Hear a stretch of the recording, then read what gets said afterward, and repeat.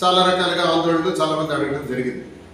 నేను అడిగిన దానిలో ఈ రోజు కూడా 20 రోజుల తర్వాత ఆలోచిస్తే ఈ రోజు కూడా యూరియా లేదు. యూరియా లేక ప్రజలు తీవ్రమైనటువంటి ఇబ్బందులు ఎదుర్కొంటున్నారు. టెక్కలి నియోజకవర్గంలో ఎక్కడ చూసినా ఆందోళన, రైతుల పరిస్థితి అగమ్యగోచరంగా ఉంది. మరి మంత్రి చూస్తే స్పందించడం లేదు.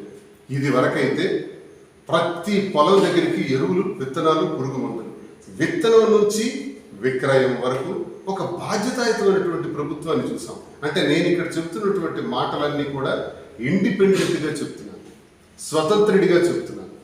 గత ప్రభుత్వంలో ఏం జరిగింది, ఈ ప్రభుత్వంలో ఏం జరుగుతుంది.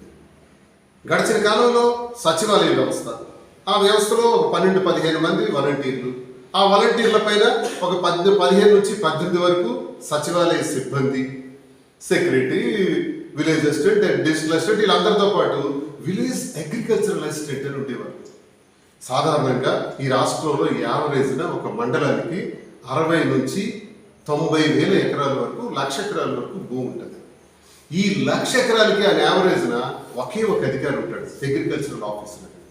మరి గత ప్రభుత్వంలో జగన్మోహన్ రెడ్డి గారు ఏం చేశారంటే ఒకే ఒక్క అధికారి 1,00,000 ఎకరాలకు ఎలా బాధ్యుడవుతాడు? అలా కాదు, ప్రతి సచివాలయ పరిధిలో ఒక అగ్రికల్చరల్ అసిస్టెంట్ని పెడతాను, ఏజీబీఎస్సీ చదువుకున్నటువంటి క్వాలిఫైడ్ పర్సన్స్ని.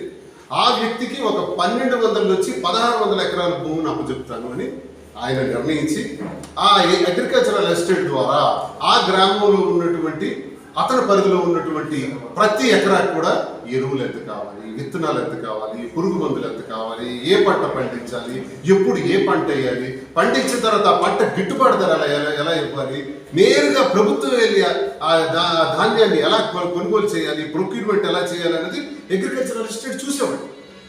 ఇది గడిచిన ప్రభుత్వంలో జరిగినటువంటి విషయం. అందుకు ఏ రైతు కూడా తన గడప దాటి రోడ్డెక్కిన సందర్భాలు మనం చూడాలి.